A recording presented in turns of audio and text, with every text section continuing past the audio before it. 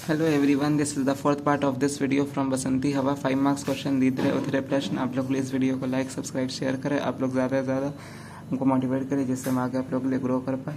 साथ रिव्यूज़ आ रहे हैं वीडियो पे, आप लोग लाइक सब्सक्राइब नहीं कर रहे। अगर आप लोग लाइक सब्सक्राइब नहीं करिएगा हमको मोटिवेशन कैसे मिलेगा, हम कैसे आगे ग्रो कर पाएंगे। इसलिए आप लोग ज़्यादा से ज़्यादा लाइक सब्सक्राइब करें और फ्रेंड्स सर्कल में अपना इसको शेयर करें। इससे हमको मोटिवेशन मिले, आगे मैं आप लोग के लिए और ज़्यादा हेल्प कर पाए। और व्हाट्सएप ग्रुप लिंक आपको मेरे कमेंट बॉक्स में ही मिल जाएगा और डिस्क्रिप्शन बॉक्स में ही मिल जाएगा। वहाँ से आप लोग व्हाट्सएप ग्रुप लिंक को ज्वाइन कर ले, जिससे आप लोग को फ्री नोट्स मिलेगा। साथ ही साथ PDF भी आप लोग को मिल जाएगा, वो भी फ्री ऑफ कॉस्ट। इसलिए आप लोग ज़्यादा से ज़्यादा ग्रुप को ज्वाइन कर ले, काफ़ी हेल्पफुल होगा। और वीडियो को लाइक सब्सक्राइब शेयर ज़रूर करें, जिससे हमको मोटिवेशन मिले, आगे हम आप लोग के लिए ग्रो कर पाएँ। केदारनाथ अग्रवाल जी का संक्षिप्त जीवन परिचय देते हुए उनके साहित्यिक अवदान को निरूक्ति कीजिए। जीवन परिचय। प्रगतिवादी कवि एवं लेखक केदारनाथ अग्रवाल का जन्म 1911 ईस्वी में उत्तर प्रदेश के बांदा जनपद के कमासीन गांव में हुआ था। इलाहाबाद में कॉलेज की शिक्षा पूरी करने के बाद इन्होंने आगरा विश्वविद्यालय से LLB कर वकालत शुरू कर दी। बचपन से ही इनकी रुचि काव्य रचना में थी। बाद में प्रगतिवादी आंदोलन से जुड़ गए। हरिऔध और रसाल जैसे साहित्यकारों में उनका संपर्क रहा। उनका देहांत सन 2000 ईस्वी में हुआ। रचना परिचय। केदारनाथ अग्रवाल की प्रमुख रचनाएं हैं नींद के बादल, युग की गंगा, लोक और अलोक, फूल नहीं रंग बोलते हैं, आँख का आईना, कहे केदार, खड़ी खड़ी, पंख और पतवार, है मेरी तुम, मार प्यार की थापे आदि। साहित्यिक विशेषताएं। केदारनाथ अग्रवाल प्रगतिवादी विचारधारा के प्रमुख कवि माने जाते हैं। उनकी कविताओं में जन सामान्य का संघर्ष और प्रकृति सौंदर्य का विशेष चित्रण हुआ है। उनके काव्य में बुंदेलखंडी समाज का दैनंदिन जीवन अपने खुलेपन और उमंग के साथ अभिव्यक्त हुआ है। भाषा शैली। कवि के काव्य की भाषा आम आदमी के जीवन की भाषा है। इसमें शब्दों का सौंदर्य, ध्वनियों की धारा और स्थापत्य की कला है। वे ग्रामीण जीवन से जुड़े बीबों की आत्मीयता के साथ प्रस्तुत करते हैं। वे हृदय की बात कलात्मक और मनोरम शब्दों में व्यक्त करने में दक्ष है। इनकी रचनाएं मुक्त छंद शैली में हैं। पाठित कविता बसंती हवाओं के आधार पर कवि केदारनाथ अग्रवाल की काव्यगात विशेषताएं बताइए। कवि केदारनाथ अग्रवाल की कविताओं में व्यक्ति नहीं बल्कि सामाजिक जीवन अभिव्यक्त हुआ है। कवि मार्क्सवादी दर्शन से प्रभावित है। उनकी कविताओं में प्रगतिवादी राजनीतिक दृष्टि, सामाजिक यथार्थ, श्रमिक के प्रति संवेदना, प्रेम और सौंदर्य संबंधी भावना एवं प्रकृति के प्रति गहरा लगाव व्यक्त हुआ है। ये सभी रंग उनकी कविताओं में मिलते हैं, परंतु यहाँ बसंती हवा कविता के माध्यम से उनके प्रकृति संबंधी विचार को समझने की कोशिश करेंगे। प्रकृति के प्रति लगाव। कवि प्रकृति को अपनी माँ समझते हैं और प्रकृति से उन्हें गहरा लगाव है। प्रकृति के प्रति तरह तरह के भाव उनकी रचनाओं में बिखरे पड़े हैं। निराला की तरह केदारनाथ की कविताओं में भी प्रकृति सिर्फ प्रकृति के रूप में ही अभिव्यक्त नहीं हुई है, बल्कि वो श्रमिक एवं किसान वर्ग की भावनाओं को व्यक्त करती हुई नजर आती है, उन्हें संघर्ष की प्रेरणा देती है। कवि को बसंत ऋतु बहुत प्रिय है। उन्हें प्रकृति का उन्मुक्त रूप अधिक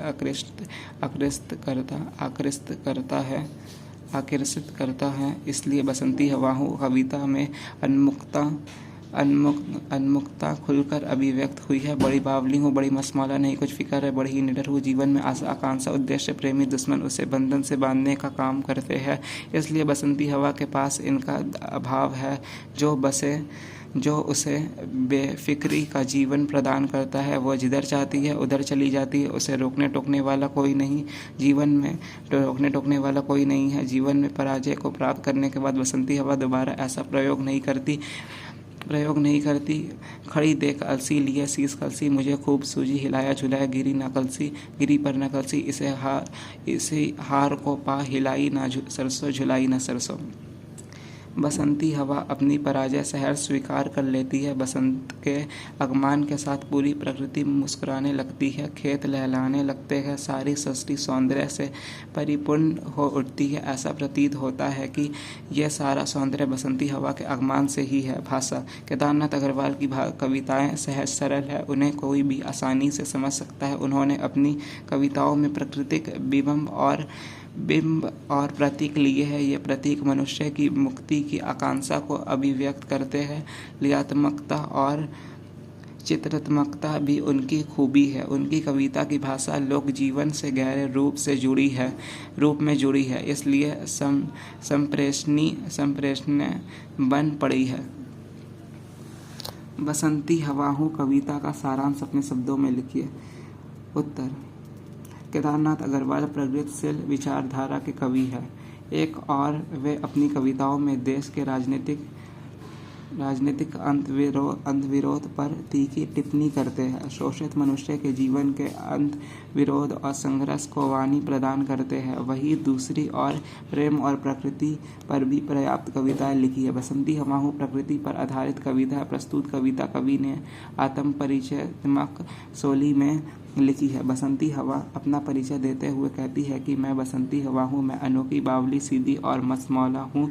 मुझे किसी बात की कोई चिंता नहीं है, ना ही किसी का डर। मैं जहाँ चाहती हूँ वहाँ घूमती हूँ। मैं थोड़ी विचित्र मुसाफिर हूँ। वो आगे अपने परिचय देते हुए कहती है कि मेरा कोई घर नहीं, ना मेरे जीवन का कोई उद्देश्य, ना कोई इच्छा, ना किसी की आशा, ना मेरी कोई प्रेमी, ना दुश्मन।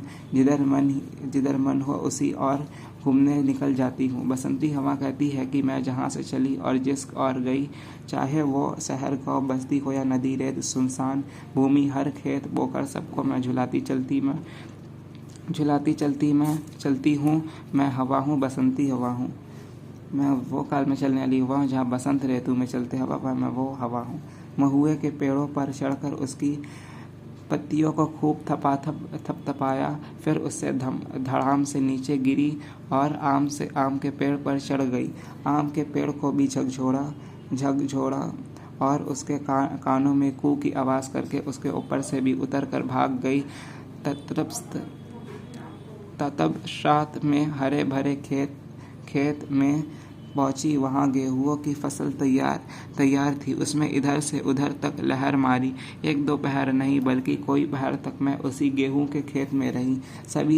तभी मेरी नज़र अलसी के पौधों पर पड़ी। उसे देखकर मेरे मन में मस्ती करने की सूझी। मैंने उसे खूब हिलाया डुलाया, लेकिन उसने सिर पर जो कलसी घड़े के आकार के रूप में उसकी फलियां लगी थी, वे जरा भी नहीं गिरी। इस हार के बाद मैंने सरसों की फसलों को हिलाने डुलाने का साहस नहीं किया। मैं हवा हूँ, बसंती हवा हूँ। मैं वो काल में चलने वाली हूँ जहाँ बसंत ऋतु में हवा चलते हैं। जब मैं अरहर के खेतों में पहुंची तो मुझे देखकर वो लज्जित हो गई। अर्थात मेरे आगमन को उसकी डालियां झुकने लगी। मैंने उसको बहुत मनाया, परंतु वो किसी भी तरह ना मानी। मैंने उसको भी नहीं छोड़ा। एक राहगीर को आता देख मैंने उसे उस पथिक पर ही ढकेल दिया और ऐसा करते हुए मुझे बहुत आनंद आया। जोर से हंसी। मेरे साथ सारी दिशाएं लहलाते हरे खेत भी हंसने लगे, साथ ही चमचमाती धूप भी हंसने लगी। मैं बसंती हवा हूँ, मेरे साथ संस्टी हंसने लगी, सारे समाज हंसने लगे मेरे साथ। बसंती हवा कविता का उद्देश्य लिखे। केदारनाथ अग्रवाल जी ने प्रकृति पर पर्याप्त कविताएं लिखी है।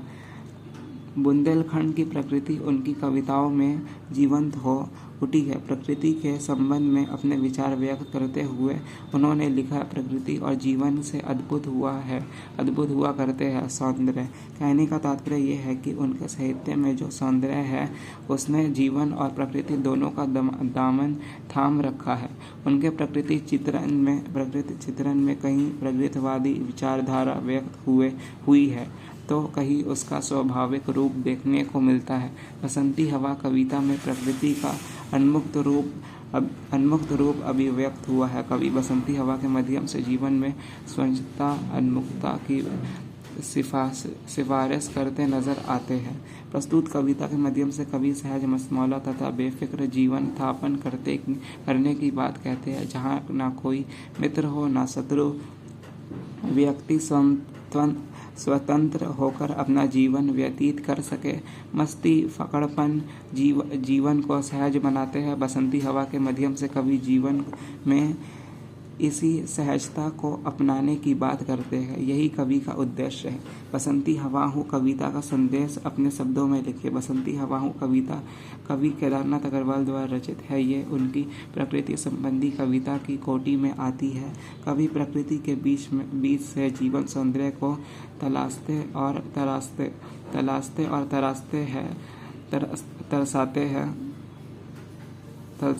तरसाते हैं। बसंती हवा हूँ कविता के माध्यम से कवि ने मुक्ति की कामना को उदास ढंग से अभिव्यक्त किया है। एक ऐसा जीवन जहाँ किसी तरह की बाधा या बंधन ना हो। प्रस्तुत कविता के माध्यम से कवि ने जीवन में खुलापन, मस्ती, उत्साह, उमंग, बेफिक्री का संदेश किया है। बसंती हवा हूँ कविता के शीर्षक का सार्थकता पर विचार कीजिए। शीर्षक रचना का प्राण तत्व है। इसके द्वारा ही रचना को गति मिलती है। पाठकों में जिज्ञासा, उत्सुकता और कौतूहल की भावना को बढ़ाना शीर्षक का ही कार्य है। शीर्षक में निम्नलिखित विशेषताएं का होना आवश्यक है। शीर्षक में उत्सुकता, पादकता और जिज्ञासा को उत्पन्न करने का गुण होना चाहिए। शीर्षक संक्षिप्त, आकृष्ट और मौलिक होना चाहिए। शीर्षक में कविता के केंद्रीय विषय को प्रतिबिंब करने का गुण होना चाहिए। शीर्षक कविता में वही कार्य करता है जो किसी भवन में कंगूरा करता है। जिस प्रकार फूल सूत में बंध कर एक सुंदर माला बन जाते हैं, उसी प्रकार शीर्षक रचना को सुंदरता प्रदान करता है। शीर्षक की दूसरी से बसंती हवा हूँ कविता सफल है। बसंती हवा अर्थात बसंत ऋतु में बहने वाली हवा की विशेषताओं को कविता का शीर्षक पूरी तरह से संपन्न कर देती है। बसंत ऋतु एक ऐसी ऋतु है जिसमें पूरी प्रकृति में एक तरह के आनंद का संचार होता जान पड़ता है। जिस प्रकार कंगूरे को देखकर भवन की सुंदरता का अनुमान लगाया जाता है, उसी तरह शीर्षक देखकर रचना का महत्व आंका जाता है। बसंती हवा के क्रियाकलाप में उसी आनंद की अनुभूति होती है। कविता में बसंत ऋतु का वर्णन है और बसंत ऋतु में प्रकृति अपने सौंदर्य के चरम पर होती है। अंत शीर्षक की दृष्टि से बसंती हवा हूँ एक सफल कविता है। ये जो बसंती हवा एक सफल कविता है। यहाँ पे आप लोग का 5 मार्क्स क्वेश्चन खत्म होता है। पार्ट 4 और पार्ट 5 में लाइनिंग बेस्ड क्वेश्चन है। लाइनिंग बेस्ड क्वेश्चन भी आप लोग का पार्ट 5 में करवा देंगे, तो ये चैप्टर बसंती हवा कंप्लीट हो जाएगा। ठीक है, तो आप लोग ये चैप्टर का फिर टेस्ट देने लायक हो जाएंगे। तो आप लोगों का टेस्ट देना है, वो भी हम आप लोग को नोटिफिकेशन दे देंगे। और सखी वे मुझसे क्या कर जाते वो भी कंप्लीट हो जाएगा। ये हफ्ता में आप लोग का सखी वे मुझसे क्या कर जाते और बसंती हवा हूँ, ये 2 चैप्टर मैं कंप्लीट कर दे रहा हूँ आप लोग का। कब आप लोग को टेस्ट देना है मैं आप लोग को बता दूंगा। ओके, एक एक करके ही टेस्ट होगा। कब होगा, कौन से चैप्टर का, मैं बता दूंगा आप लोग को। जब तक कि यहाँ तक वीडियो समाप्त होता है, वीडियो स्टॉप करते हैं। Thank you for watching this video. Like, subscribe for more videos and share for your friend circle. इससे हमको मोटिवेट मिले, आगे हम आप लोग के लिए ग्रो कर पाए। व्हाट्सअप लिंक ज़रूर से ज़रूर आप लोग ज्वाइन कर लें, डिस्क्रिप्शन बॉक्स में लिंक दे दे रहे। आप लोग काफ़ी हेल्पफुल होगा। फ्री नोट्स मिलेगा आप लोग को और साथ ही साथ PDF भी आप लोग को मिलेगा। इसका लाभ उठाए आप लोग। और कॉमर्स का जितना भी सब्जेक्ट है आप लोग को फ्री ऑफ कोर्स नोट्स मिलेगा। और काफ़ी स्टूडेंट इकोनॉमिक्स का नोट्स के लिए बोल रहे हैं, इकोनॉमिक्स का वीडियो के लिए बोल रहे हैं, एक्सप्लेनेशन के लिए। इकोनॉमिक्स का नोट्स तो अभी बना नहीं है, नोट्स बन रहा है, तो आप लोग को वो प्रोवाइड हो जाएगा। और इकोनॉमिक्स का एक क्लास सैटरडे या संडे को हम बोले थे आएगा मेरा लेक्चर, पिछला सैटरडे संडे को एक लेक्चर आने वाला था, लेकिन कुछ प्रॉब्लम हो गया था, उसके वजह से नहीं आया था। तो इस सैटरडे संडे को आप लोग का लेक्चर आ जाएगा, 2 लेक्चर आएगा, चैप्टर 1 चैप्टर 2 दोनों फिनिश होगा। आप लोग दोनों चैप्टर का वीडियो अच्छे से देख लीजिएगा, उसका नोट्स भी प्रोवाइड हो जाएगा। ऐसे आप लोग का BSTD और CLP अभी तो आया नहीं है, तो वो अभी स्टार्ट नहीं होगा, और उसके अलावा जो सब्जेक्ट है वो स्टार्ट हो जाएगा। अकाउंट्स मैंने स्टार्ट कर दिया है, और हिंदी तो चल रहा है, और इकोनॉमिक्स भी उम्मीद है कि अच्छे आप लोग का फ्राइडे से जो रूटीन है फ्राइडे को स्टार्ट हो जाएगा। और सैटरडे को इंग्लिश है, इंग्लिश भी हम स्टार्ट कर देंगे, लैंग्वेज लिटरेचर दोनों करा देंगे। ओके, बस BSTD CLP जब बुक आएगा तो हम स्टार्ट कर देंगे। Thank you for watching this video and like subscribe for more videos. और ग्रुप में ज्वाइंट हो जाए, आप लोग को फ्री नोट्स मिलेगा। और आप लोग व्यूज़ करते हैं, मेरे वीडियो में व्यूज़ आता है, लेकिन आप लोग लाइक सब्सक्राइब नहीं करते, इसलिए लाइक सब्सक्राइब करिए, जिससे हमको मोटिवेशन मिले और आगे आप लोग के लिए ग्रो कर पाए। सो प्लीज़ लाइक सब्सक्राइब मेरे वीडियोज़। हर एक वीडियो में हम बोलते हैं आप लोग लाइक सब्सक्राइब करिए मेरे वीडियोज़ को, लेकिन सब देखते हैं और व्यूज़ आता है और कोई लाइक सब्सक्राइब नहीं करते। आप लोग के लिए हेल्पफुल हो रहा है, अगर आप लोग और दूसरे तक नहीं पहुँचाएंगे तो हमको मोटिवेशन कैसे मिलेगा, हम आगे कैसे ग्रो कर पाएंगे। इसलिए आप लोग ज़्यादा से ज़्यादा लाइक करें, सब्सक्राइब करें, जिससे हमको मोटिवेशन मिले और हम आगे ग्रो कर पाएँ। 1 महीना में आप लोग मेरा 100 सब्सक्राइबर कर दीजिए, अभी 4 सब्सक्राइबर है, 100 सब्सक्राइबर कम से कम कर दीजिए, और आगे हम आप लोग के लिए अच्छा ग्रो कर पाएंगे। फ्री ऑफ कॉस्ट नोट्स हम आप लोग के लिए सब कुछ दे रहे हैं, अगर आप लोग हमको नहीं देखिएगा तो कैसे होगा। इसलिए मेरे चैनल को मोटिवेट करें और मोनेटाइज करें, मेरे चैनल को ज़्यादा से ज़्यादा ग्रो करें, फ्रेंड सर्कल में शेयर करें, जिससे हमको मोटिवेशन मिले और हम आगे आप लोग के लिए ग्रो कर पाएँ और अच्छा से अच्छा वीडियोज़ लेके आ पाए। यहाँ पे पार्ट 4 आप लोग का फिनिश होता है। Thank you for watching this video.